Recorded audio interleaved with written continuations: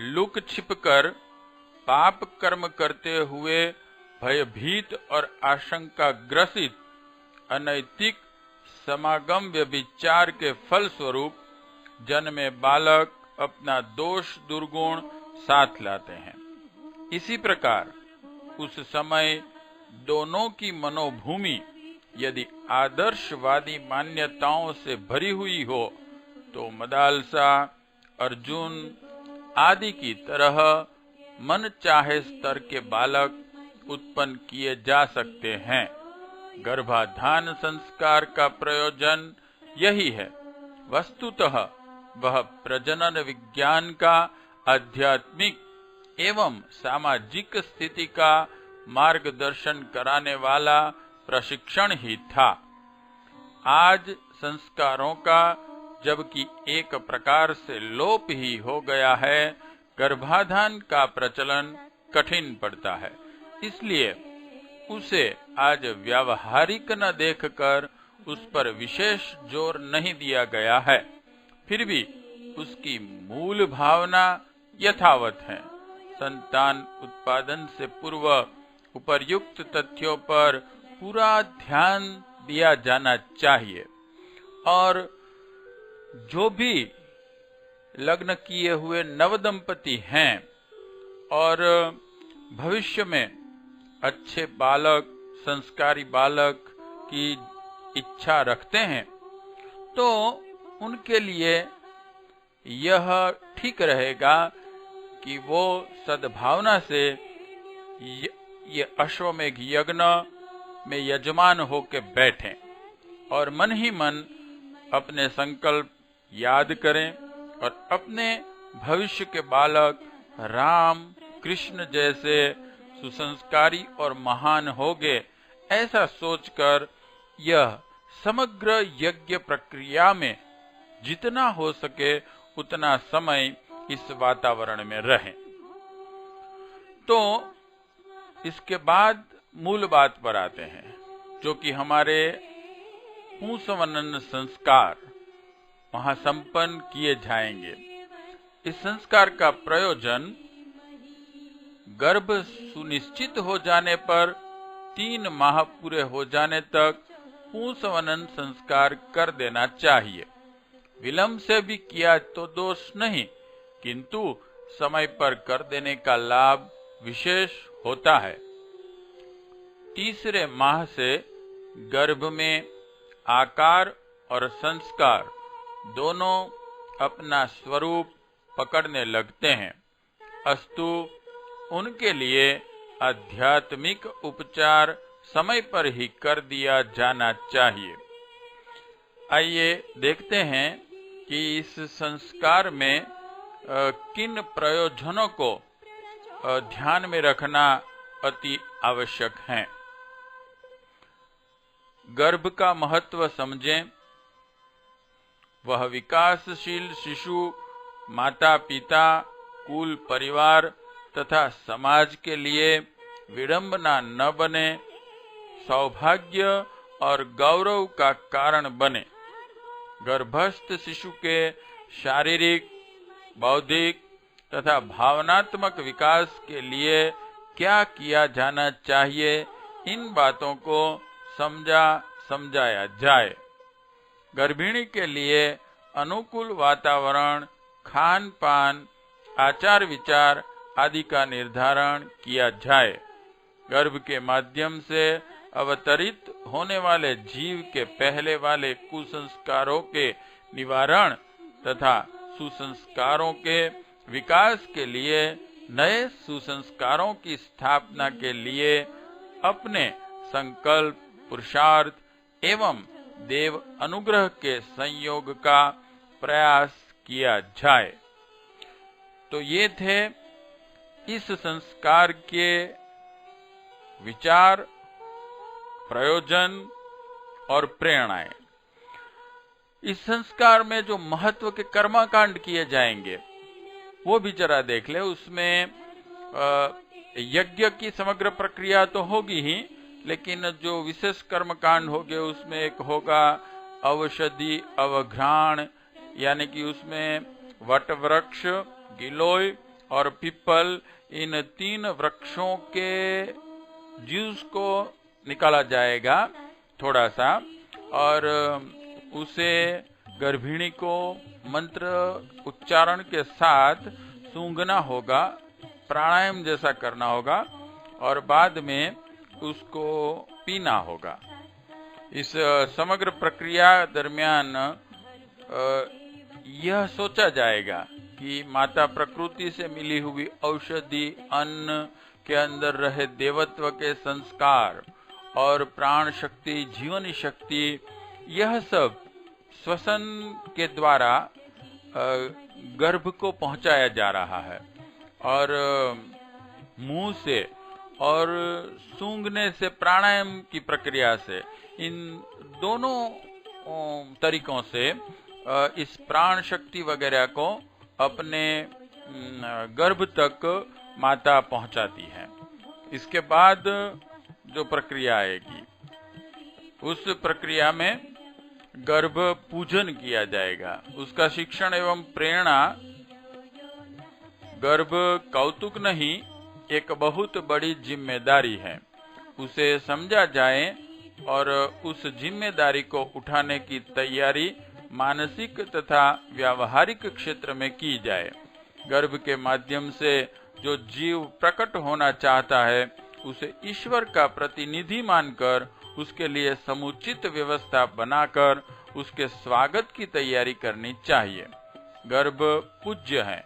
कोई पूज्य व्यक्ति सामने हो तो अपने स्वभाव तथा परस्पर के द्वेष वैर को भूलकर भी शालीनता का वातावरण बनाया जाता है। गर्भ के लिए भी ऐसा ही किया जाए। गर्भ का पूजन केवल एक सामायिकता, औपचारिकता न रह जाए। संस्कारित करने के लिए पूजा उपासना का सतत प्रयोग चले। घर में आस्तिकता का वातावरण रहे। गर्भिणी स्वयं भी नियमित उपासना करें। उसे आहार और विश्राम जितना ही महत्वपूर्ण मानकर चलाया जाए। अधिक न बने तो गायत्री चालीसा पाठ एवं पंचाक्षरी मंत्र ओम भूर्भुवः स्वः का जप ही कर लिया करें।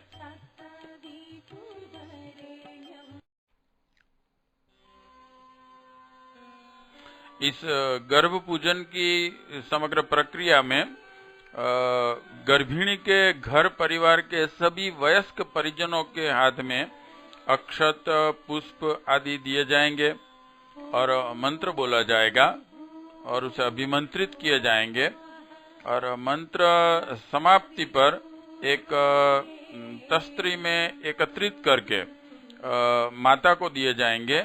वह उसे अपने पेट से स्पर्श करके रख देंगी और फिर से मंत्रोच्चार किया जाएगा।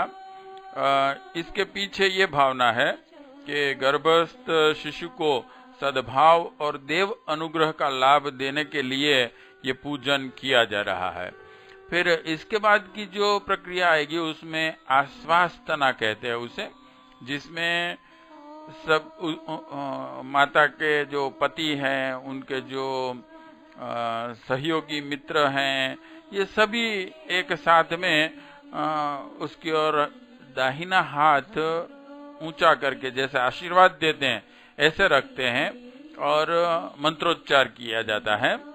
इस प्रक्रिया के बारे में कर्मकांड भास्कर में जो लिखा है ये जरा वो पढ़ते हैं ताकि मालूम हो जाए कि इसके पीछे क्या प्रेरणा है, शिक्षण और प्रेरणा।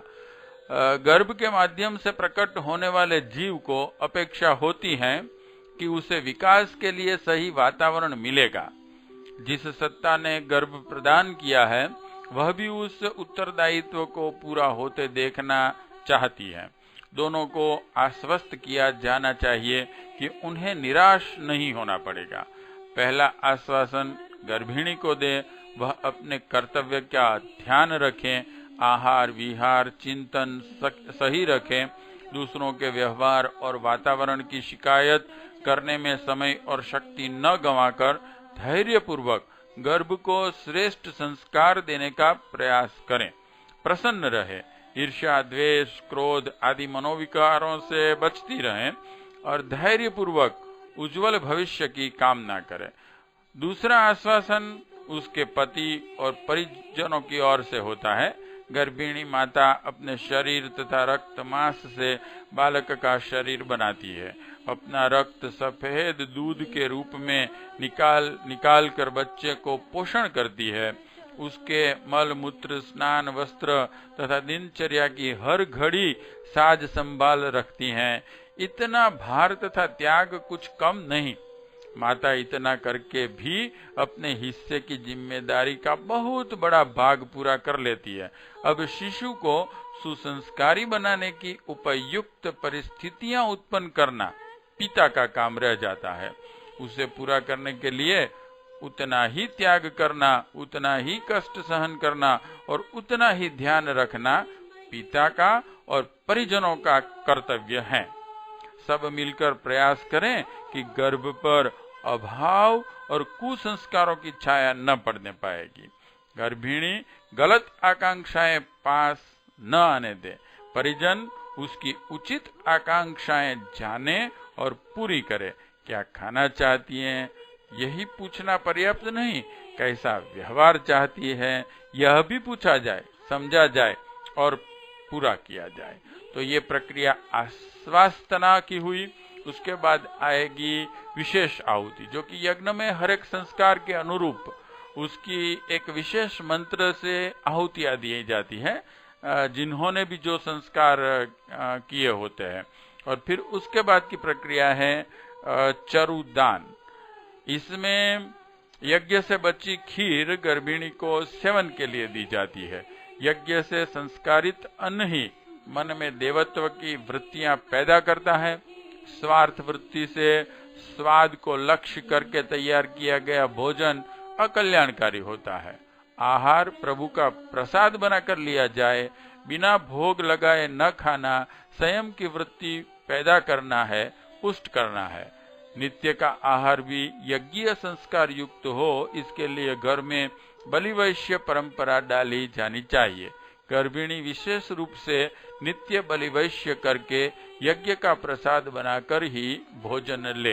ये बलिवैश्य यज्ञ का अर्थ ये है कि जब हम खाना पकाते हैं तो जो भी हमारी अग्नि होती है, जैसे चाहे वो गैस की हो या कोई भी हो, तो उसमें बिना नमक का जो भी बना है, जैसे कि रोटी है या कोई भी बिना नमक का बना हुआ अन्न है, उसे गायत्री मंत्र से आहुति स्वाहा करके 1, 3 या 5 नित्य देनी चाहिए, तो वो यज्ञ हो जाता है और जो भोजन हुआ वो प्रसाद हो जाता है। तो इसके साथ ही आशीर्वचन आखिर में दिए जाते हैं और ये संस्कार पूरा हुआ। अब उसके बाद का संस्कार है नामकरण संस्कार। ये संस्कार जन्म के 10वें दिन या तो उसके बाद कभी भी किए जा सकते हैं। इसमें जो प्रक्रियाएं होंगी उसमें पहला अभिषेक होगा, जिसमें पवित्र जल का छिड़काव बालक पर होगा, जिससे कि उसके अगले अनेक जन्म के कुसंस्कार पवित्रता में बदल जाए और उसमें सुसंस्कारिता का आह्वान होगा। फिर उसके बाद मेखला बंधन होगा, जिसमें पिता मंत्र के साथ उसकी कमर में मेखला बांधेंगे।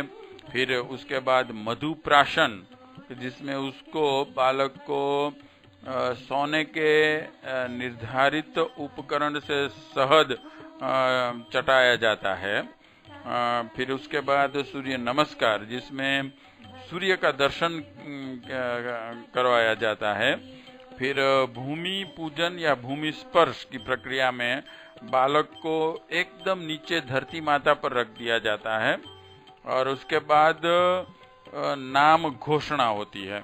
नाम घोषणा में जो नाम रखा जाना है, वैसे हमारी भारतीय संस्कृति में आध्यात्मिक नाम ही होते हैं देवी देवताओं के, कि जिसके कुछ विशेष गुण और विशेष अर्थ होने से उस विशेष गुण को वो अपने व्यक्तित्व में ज्यादा जागृत करने का प्रयत्न करे, ऐसी अपेक्षा रखी जाती है। उसके बाद उस नाम के साथ सब एक साथ नारे लगाते हैं, जैसे कि भाई शिशु चिरंजीवी हो, चिरंजीवी हो, चिरंजीवी हो, फिर शिशु धर्मशील हो, धर्मशील हो, धर्मशील हो, और शिशु प्रगतिशील हो, प्रगतिशील हो, प्रगतिशील हो। तो ऐसे नारे लगाए जाते हैं।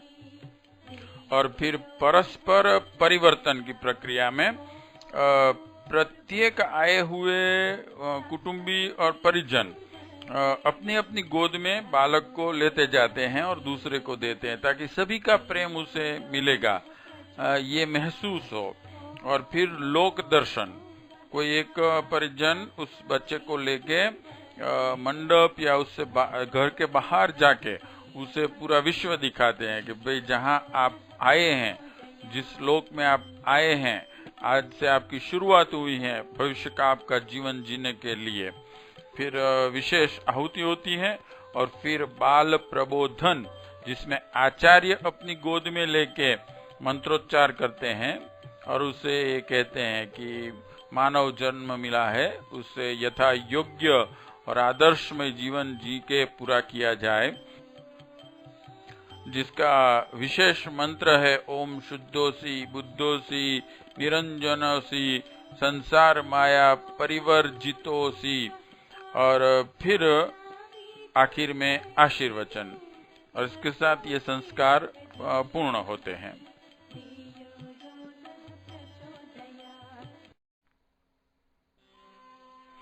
अब इसके बाद आते हैं अन्नप्राशन संस्कार।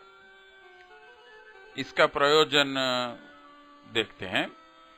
संस्कार और प्रयोजन।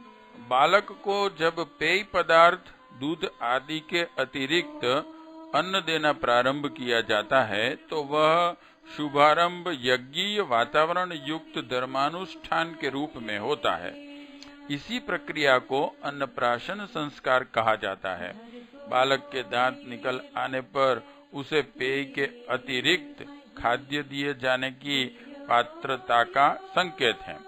तदनुसार अन्नप्राशन 6 माह की आयु के आसपास कराया जाता है। अन्न का शरीर से गहरा संबंध है। मनुष्य और प्राणियों का अधिकांश समय साधन आहार व्यवस्था में जाता है। उसका उचित महत्व समझकर उसे सुसंस्कार युक्त बनाकर लेने का प्रयास करना उचित है। अन्नप्राशन संस्कार में भी यही होता है। अच्छे प्रारंभ का अर्थ है आदि सफलता। अस्तु बालक के अन्नाहार के क्रम को श्रेष्ठतम संस्कार युक्त वातावरण में करना अभिष्ट है। यजुर्वेद 40वें अध्याय का पहला मंत्र तेन त्यक्तेन भुंजिथा, त्याग के साथ भोग करने का निर्देश करता है। हमारी परंपरा यही है। भोजन थाली में आते ही चींटी, कुत्ता आदि का भाग उसमें से निकालकर पंच बलि करते हैं। भोजन ईश्वर को समर्पण कर या अग्नि में आहुति देकर तब खाते हैं। होली का पर्व तो इसी प्रयोजन के लिए है। नई फसल में से एक दाना भी मुख में डालने से पूर्व पहले उसकी आहुतियां होलिका यज्ञ में देते हैं, तब उसे खाने का अधिकार मिलता है। किसान फसल मिंज मांडकर जब अन्न राशि तैयार कर लेता है तो पहले उसमें से एक टोकरी भर कर धर्म कार्य के लिए अन्न निकालता है, तब घर ले जाता है। त्याग के संस्कार के साथ अन्न को प्रयोग करने की दृष्टि से ही धर्मघट अन्न घट रखने की परिपाटी प्रचलित है। भोजन के पूर्व बलि वैश्य देव प्रक्रिया भी अन्न को यज्ञीय संस्कार देने के लिए की जाती है। तो ये हुए अन्नप्राशन संस्कार का महत्व और प्रेरणा। अब इसमें जो कर्मकांड आएंगे वो संक्षिप्त में देख लें। उसमें पहले होगा पात्र पूजन, फिर अन्न संस्कार, तीसरा विशेष आहुति और चौथा क्षीर प्राशन। इसमें पात्र पूजन में से ये प्रेरणा ली जाती है कि पात्रता का विकास किया जाए। फिर जो अन्न बच्चे को खिलाने जा रहे हैं उसे सुसंस्कारित किया जाए। इसके लिए इस अन्न खीर के साथ मधु, दूध, तुलसी दल तथा गंगाजल मिलाकर बनाया जाता है और उसे पहले यज्ञ में थोड़ी सी आहुतियां दी जाती है और उसमें से बचा हुआ बच्चे को खिला देना है। इसे क्षीर प्राशन कहते हैं। तो ये समग्र हुए अन्नप्राशन संस्कार और उसकी विशेष आहुति भी होती है। फिर उसके बाद आते हैं मुंडन चूड़ाकर्म संस्कार। इस संस्कार के बारे में, उसके प्रयोजन के बारे में गुरुदेव लिखते हैं, इस संस्कार में शिशु के सिर के बाल पहली बार उतारे जाते हैं। लौकिक रीति यह प्रचलित है कि मुंडन बालक की आयु 1 वर्ष की होने तक करा लें अथवा 2 वर्ष पूरे होने पर तीसरे वर्ष में कराएं। यह समारोह इसलिए महत्वपूर्ण है कि मस्तिष्कीय विकास एवं सुरक्षा पर इस समय विशेष विचार किया जाता है और वह कार्यक्रम शिशु पोषण में सम्मिलित किया जाता है। इससे उसका मानसिक विकास व्यवस्थित रूप से आरंभ हो जाए। 84 लाख योनियों में भ्रमण करते रहने के कारण मनुष्य कितने ही ऐसे पाशविक संस्कार, विचार, मनोभाव अपने भीतर धारण किए रहता है जो मानव जीवन में अनुपयुक्त एवं अवांछनीय होते हैं। इन्हें हटाने और इस स्थान पर मानवतावादी आदर्शों को प्रतिष्ठापित किए जाने का कार्यक्रम इतना महान एवं आवश्यक है कि वह न हो सका तो यही कहना होगा कि आकृति मात्र मनुष्य की हुई, प्रवृत्ति तो पशु की बनी रही। ऐसे नर पशुओं की संसार में कमी नहीं, जो चलते बोलते तो मनुष्यों की तरह ही हैं, पर उनके आदर्श और मनोभाव पशुओं जैसे होते हैं। ईश्वर की अनुपम देन को निरर्थक गंवाने वाले इन लोगों को अभागा ही कहना पड़ता है। जीव सांप की योनि में रहते हुए बड़ा क्रोधी होता है।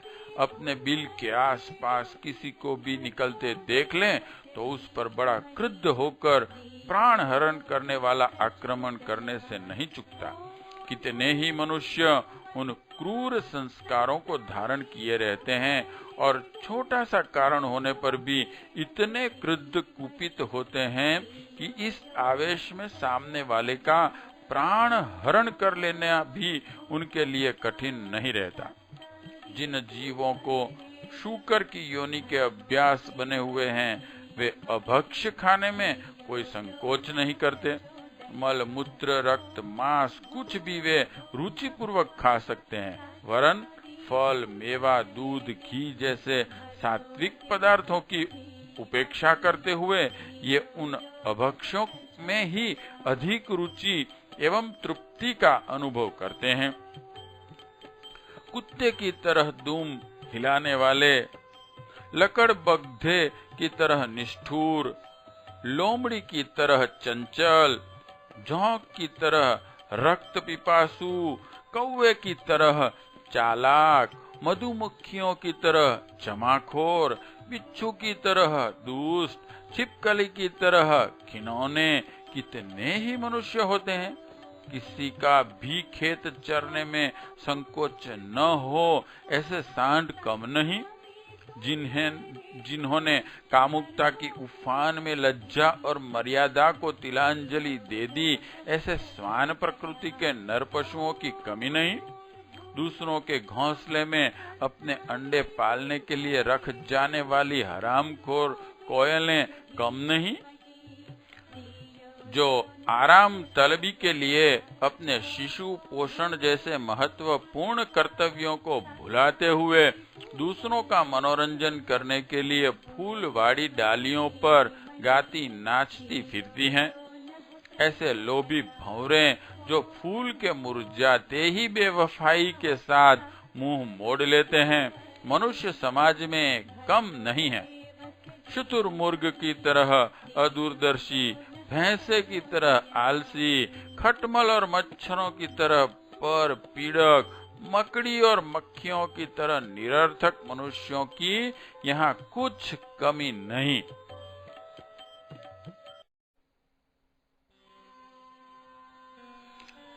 यही प्रकृति मनुष्यों में भी रहे तो उसका मनुष्य शरीर धारण करना निरर्थक ही नहीं, मानवता को कलंकित करने वाला ही कहा जाएगा।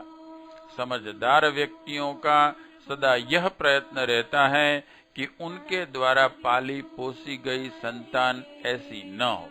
संस्कारों की प्रतिष्ठापना बालकपन में ही होती है, इसलिए हमें अपने माता पिता की वैसी सहायता न मिलने से मानवोचित विकास करने का अवसर भले ही न मिला हो, पर अपने बालकों के संबंध में तो वैसी भूल न की जाए।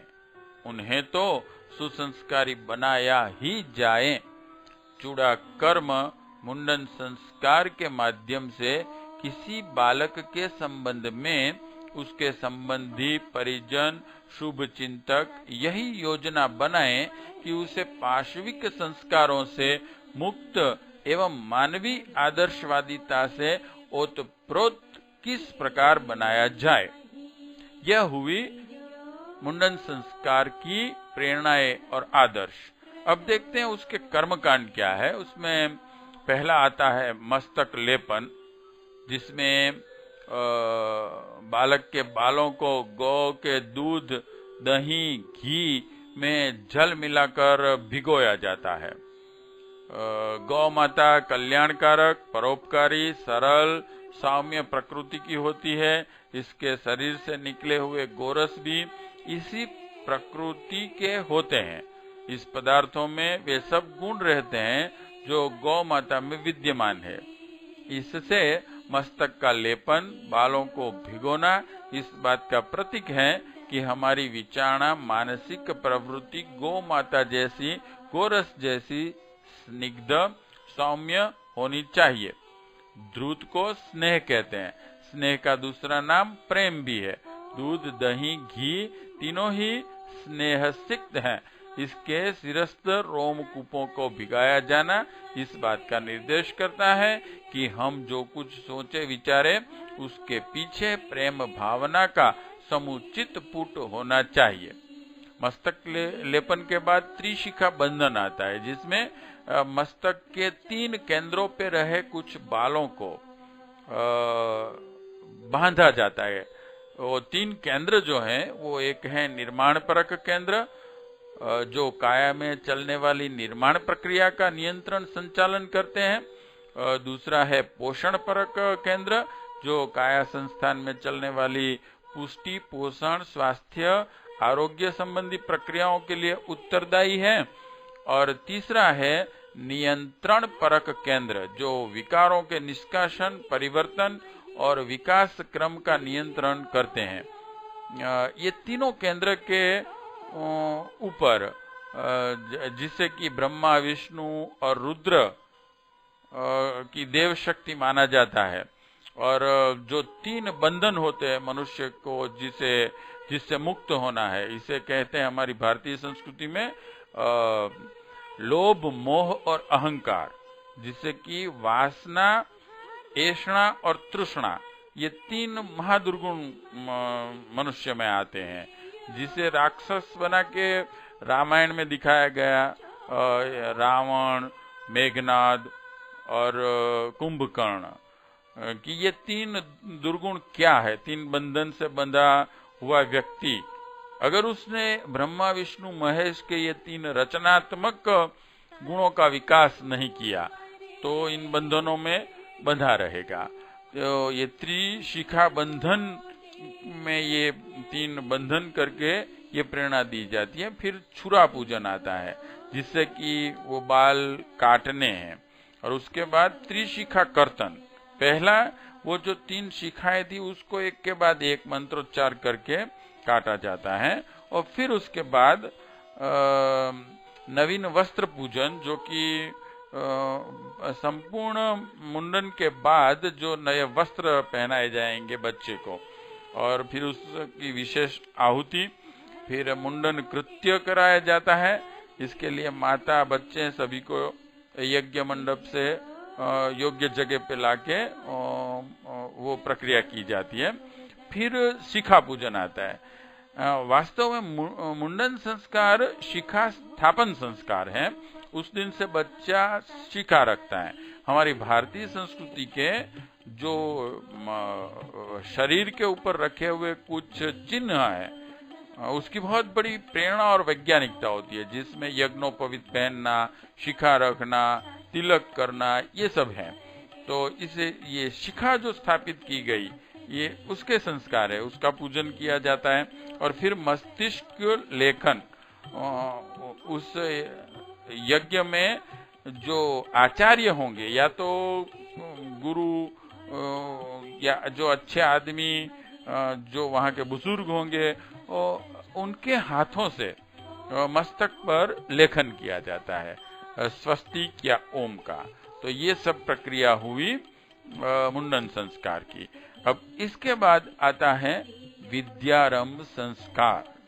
जो बच्चा स्कूल में बैठने के लिए तैयार है और एक साल के अंदर अब नेक्स्ट ईयर में जिसे स्कूल में हम बिठाने या बाल मंदिर में भेजने की तैयारी कर रहे हैं, उन बच्चे का विद्यारंभ संस्कार कराया जाता है। आइए देखते हैं उसकी प्रेरणा क्या है। विद्यारंभ संस्कार के बारे में गुरुदेव लिखते हैं, संस्कार प्रयोजन।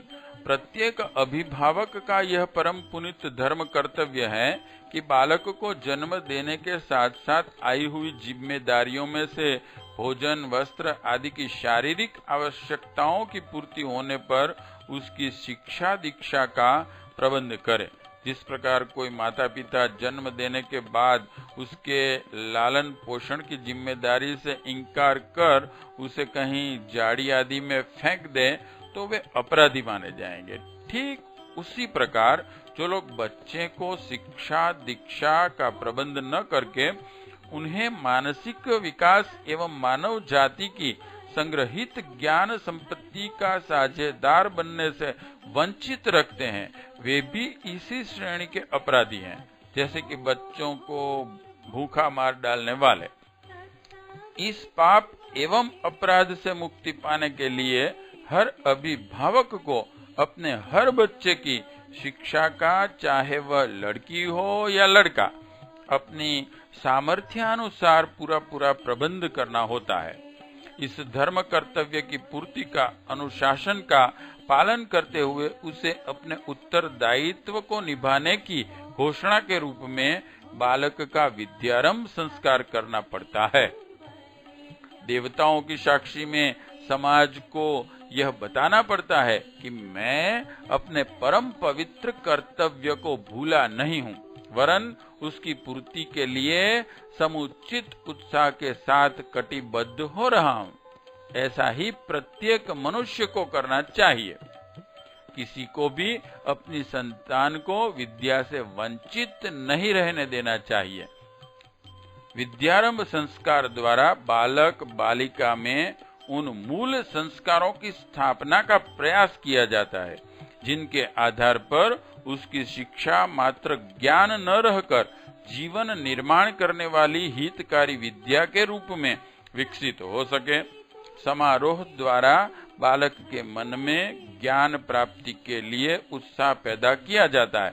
उत्साह भरी मनोभूमि में देवाराधन तथा यज्ञ के संयोग से वांछित ज्ञान परक संस्कारों का बीजारोपण भी संभव हो जाता है।